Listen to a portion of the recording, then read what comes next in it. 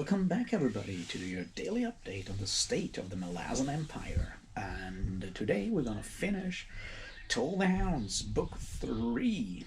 I'm not sure if I'll start tomorrow with Book 4 and then finish it Monday and Tuesday, or if I'll actually wait until Monday to start Book 4, at least the videos. Because, there's a lot going on, and I find myself in even more chaos than usual. So I'm not sure how that will work out. Maybe I'll do something else tomorrow and just don't read Malazan for a couple of days to get my mind, sort of organized. I've have some stuff that I need to take care of that is, of a financially delicate nature, and I need to figure out how to get all of that stuff done. So my mind is somewhat wandering. Anyway, so I'll see what I'll do tomorrow and all of that, and don't think about the fact that I'm basically broke at the moment until tomorrow. Anyway, let's start talking about the end of book 3 of Toll the Hounds, right? Cheers.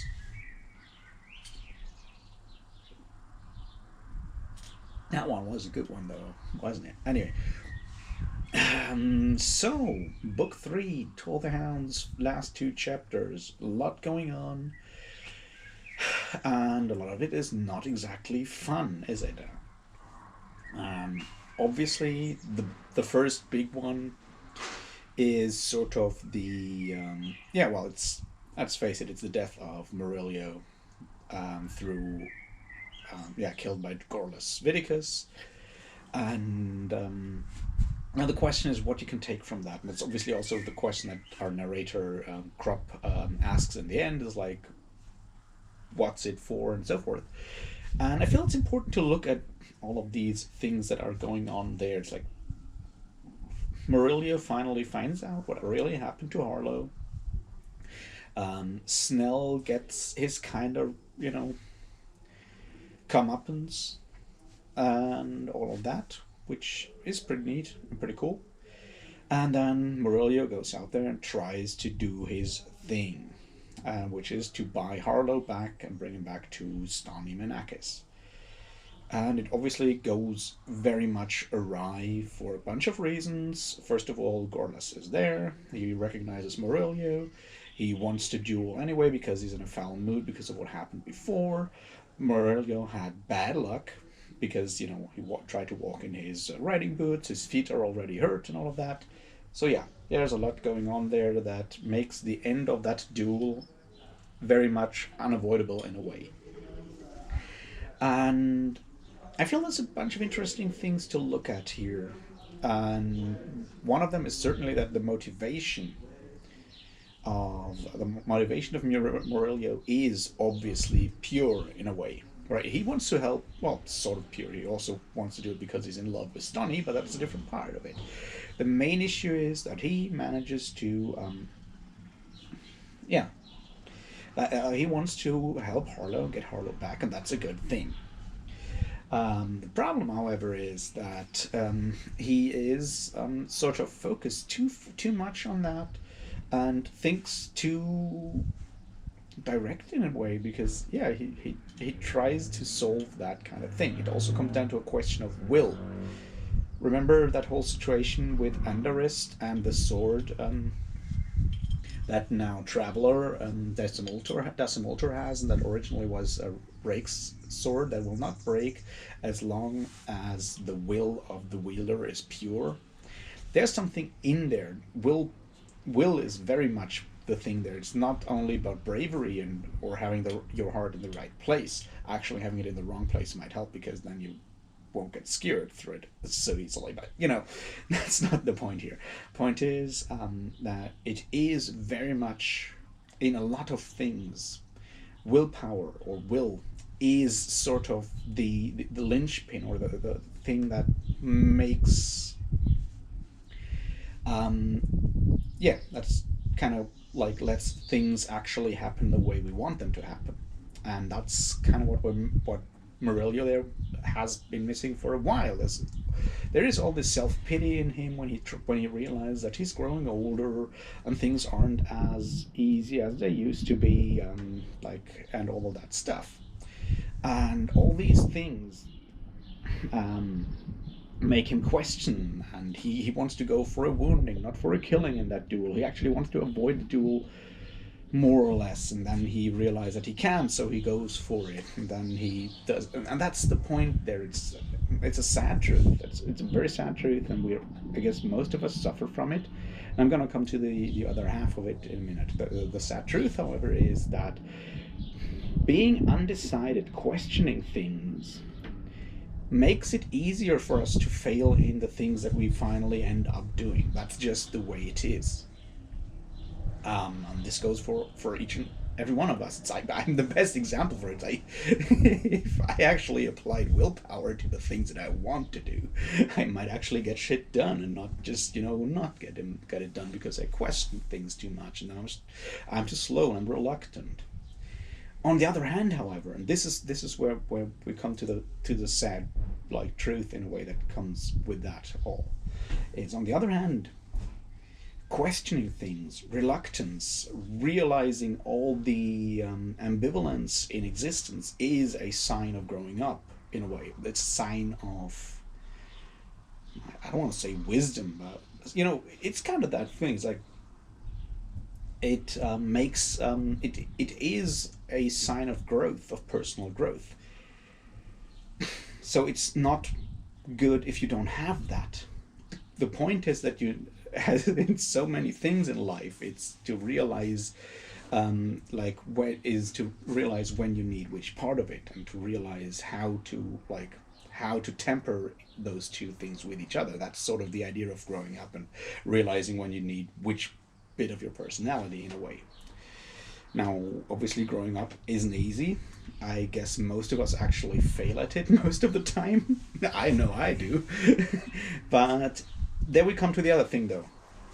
Not having that streak of questioning things, always knowing that you're in the right, righteousness, righteousness, and the unquestioning will to actually get what you want are dangerous traits, and they are obviously very much personified by Gordas Viticus, who is an absolute fucking bastard. We've already known that before, and we know it now even more, I guess, and that's where we come from.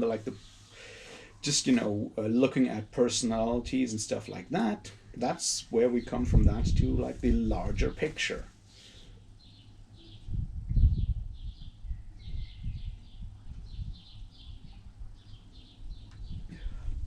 Because the problem is that this sheer, this willpower, this certainty, this absolute certainty, oftentimes, not always, but in almost all cases, leads to ruthlessness and leads to the disregard of the humanity of all the people around us. I mean, you see that with Viticus, obviously, how he treats that foreman and all of these other people. He basically subjects the entire world to his will and his goal of being the master of that world. And now that we know that a lot of people, that some people at least have that, the question is, where do those people end up, right?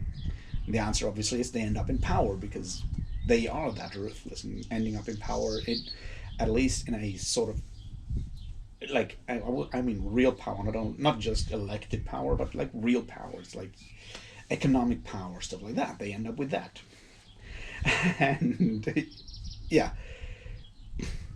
a system where the greediest, most ruthless motherfuckers end up in power or at the top can only produce suffering for everyone underneath them, right? And that's unfortunately the world we live in, because that's just how it is. And we see that once again when we look at how calculating Gorlas Viticus with all of that is. and he seeks economic power, he seeks political power connected to that economic power. But yeah, he's just a very good example for the ruthless, power-seeking businessman. And this, I guess, the other bit there is that it's so easy to hate those people. It's very easy to hate Gordas Viticus because yeah, he's a despicable human being. But it's very easy, and that brings us to this other discussion, like its short debate at the beginning of chapter 17, when we're talking about evil. It's very easy to see him as evil, just as it's very simple to see Snell as the evil shit, as Krupp puts it. But the sad truth is there is no such thing as real, like, evil, capital E, evil in there, right? That's not what it is. That's not what it is. It is just one part of human nature being like promoted to the disregard or the loss of all these other bits that make us human, or that are part of the human potential. And that's something that we should not forget when we look about at such peoples. Like, each and every one of us has the potential to become that kind of person. The question is why we don't. And there's the entire world of psychology and sociology out there to help you figure that one out. And the sad answer is they don't know either. Not really, at least. But that's sort of the point. Is like Gordas Viticus is not an anomaly. He's very much a human being because he has left behind such a large part of humanity, or of his own humanity. And it's important to be aware of the fact that this could happen to each and every one of us as well. All right, now that was fun, wasn't it, to talk about that? Anyway, still, the point is, Morelio dies a hero's death, but a hero's death so often is sordid and meaningless. And it is in this case, and I feel it's an important bit to look at what Erickson does there, because what Morelio does there has all the trappings of heroics, right? He is on the right. He tries to do something right. He's brave. He's the only one who actually tries to do this morally good thing. And then he dies. And he dies because he was ill prepared and all of these other things. And he had bad luck, because luck plays a huge part in that entire thing as well, right? So yeah, heroics are mostly dumb and mostly pointless and sordid. But that doesn't mean we shouldn't try to at least, still get the things done that heroes get done. Maybe we should just be a bit smarter about it. But then on the other hand, sometimes it's impossible to actually do that. Right? Sometimes it's impossible to actually, achieve that. And so yeah, I don't know. Being human ain't easy, is, I guess, the end of all of that.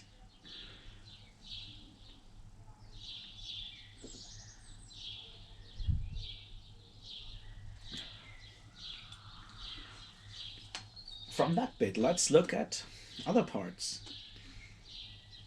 And let's look at Calor. I have a theory about Calor that I'm not quite yet prepared to actually look at in detail, because I need to do some research on how to pronounce that and do some background research. But in the long thing that we spoke about here, that we read in the beginning of chapter 18, when we have Calor just reflecting and remembering stuff that he's done in the past, and how he's hated by everyone because he is just better than them at what boils down to what he identifies as basic human traits that we've spoken about just a minute ago, right? He's better at getting stuff done. He's better at acquiring shit. He's just very much that personified at this point. And the question is, do people hate him because he is better than them, or do they hate him because he embodies an aspect of their own soul or of their own personality that most of us are not really that fond of, or like at least in our minds realize that they're not 100% just pure good. And that's something that I found interesting, like the whole discussion with that scene with the horse, with his like beloved war horse dying and him being unable to cry for it. The horse doing what we spoke about yesterday when Tulas Shorn is talking about his, or thinking about his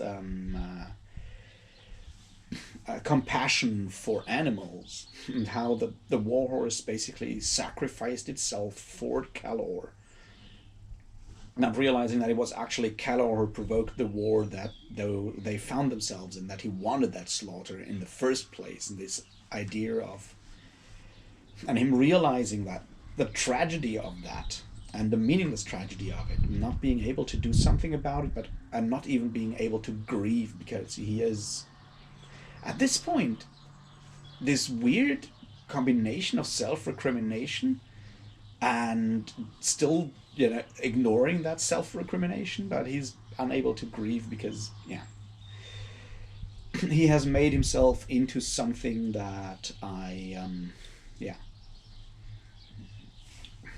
Still, my point stands. I feel, I feel compassion and I feel bad for Calor in a way. There,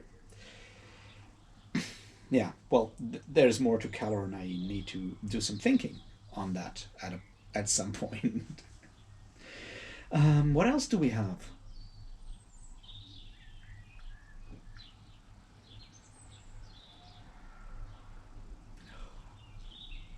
Let's have a quick look at Karsa Orlon wanting to destroy humanity and wanting to destroy civilization. There's a long discussion on progress there, and how progress is thought of as something positive or something negative. But in the end, progress is just the changing or the shifting of reality, or the progression of the world, and it's always grinding things down. And there is a danger, in a way, in us putting moral value on just anything that we might call progress. And that's interesting. And Carso deciding that he wants to destroy the lot of it, and not be and be honest about it, and say, yeah, you know what, I'm gonna tear the entire thing down, because I realized it's my people, my Tabler people, are not even are one jot better than any other group. That are just slower and less civilized, but they're still also people that eat too much and hunt too much and destroy the universe around them, because they still think in like terms of possession and um,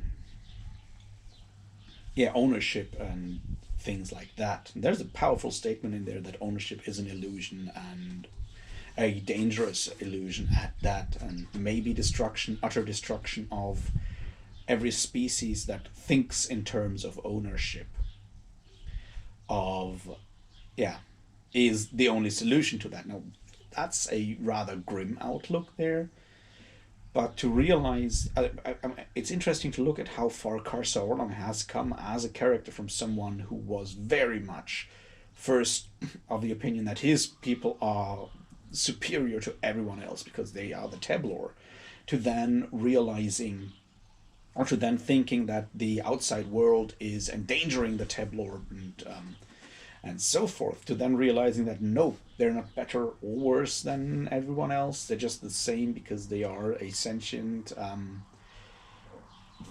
being. They are sentient, and this, like, more than sentient, they are people basically. So yeah, there's that, and I am not yet sure how I feel about the idea of taking it all down. I know I have impulses sometimes, but then the end of that is where I guess we come to this, like, almost Forcroll assail logic, right? When we have that, was it Calm in Midnight Tides, when they run right into the village, and there's that one Forcroll assail, and he just killed everyone, so there's peace after that, or Calm. I think it was Calm. I keep forgetting it. One of those, Serenity, Calm. not Serenity, but one of those peaceful names, and he wants that, and so he just killed everyone. And Karsa's idea of taking everything down to is sort of on the same level of absolutism, and that's obviously the other big thing there with judgment and harsh judgment and absolutism being obviously a flawed concept, because you can't apply those kind of pure you can't apply pure judgment to something as messy as humanity, or as human life, or human existence, or human nature.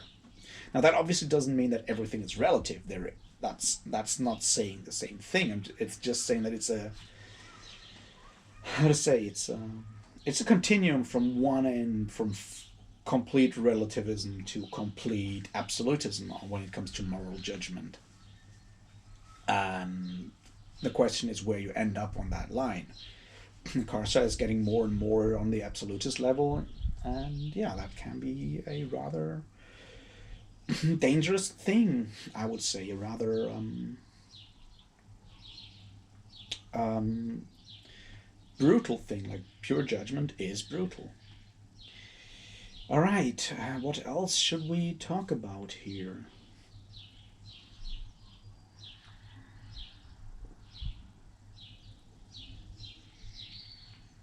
All right, the vampire story.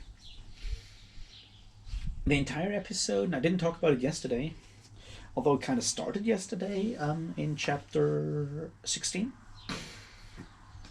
The episode with the Trigal Trade Guild ending up on that Wrecker coast with those cursed daughters that turned into vampires, and the jacket on the. This entire episode feels to me, and I'm hypothesizing here. Dude, that's not an easy word to say. I'm hypothesizing there. This feels to me very much like an episode that was played out in a role playing game, because it's like you have the idea, if you're a traveling party, you're wildly diverse, all over the place, slightly mad traveling party, adventuring party, arriving at that village, being stranded at the village, and then there's that encounter with the vampires. You kill them, then you realize it's actually a curse or something. You decide to solve the problem by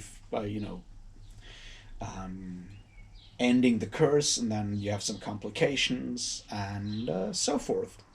It feels very much almost like a written down adventure. I'm not gonna go suggest that it is written down. It feels like one of those things, like these short adventures where you need where you need to do something with your adventuring party, with your players, for one evening. So you let them strand, because you let them strand in a village, and then they have to solve a small mystery there. There's a small twist in there when they realize how the cursed thing works, and so forth. But it very much feels like something you could, if your players have not read Malazan, Book of the Fallen, you can just lift that entire encounter in that village out and drop it into your like Dungeons and Dragons game, and it would work perfectly as an adventure there. So that's why I think, or like why I feel, it might have been one thing that was just fully gamed out at some point. And yeah, I mean, that's not like a big revelation. I just felt it nice to mention that.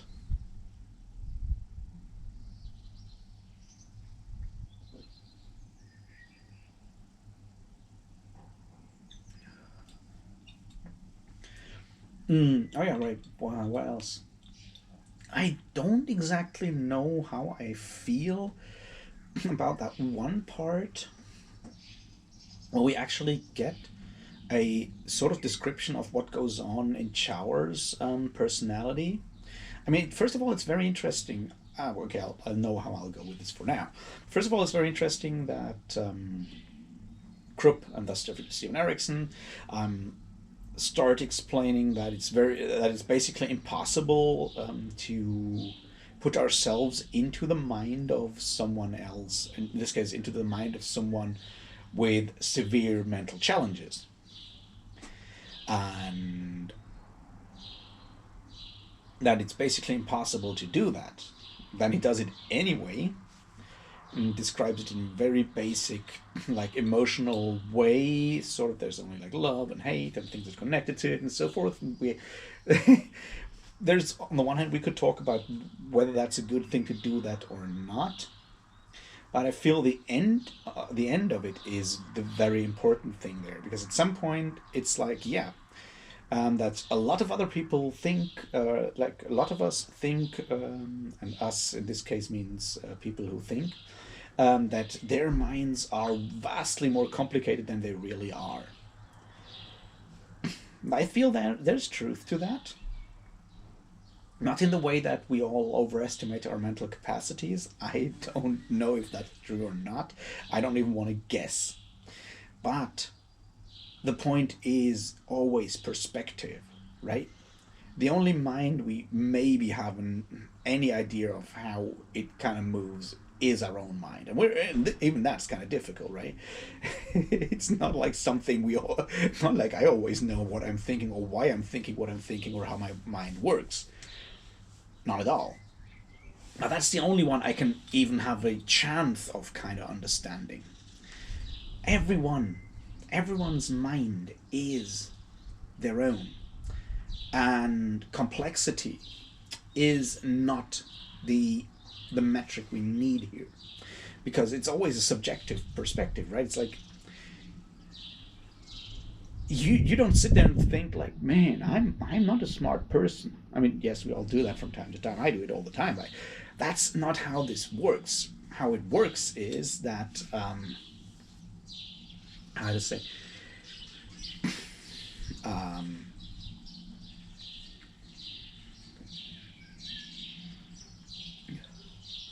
how it works is that the only like um, experiences, the only way of thinking about it, the only way of measuring, not measuring is not even the right word, but the only way of um,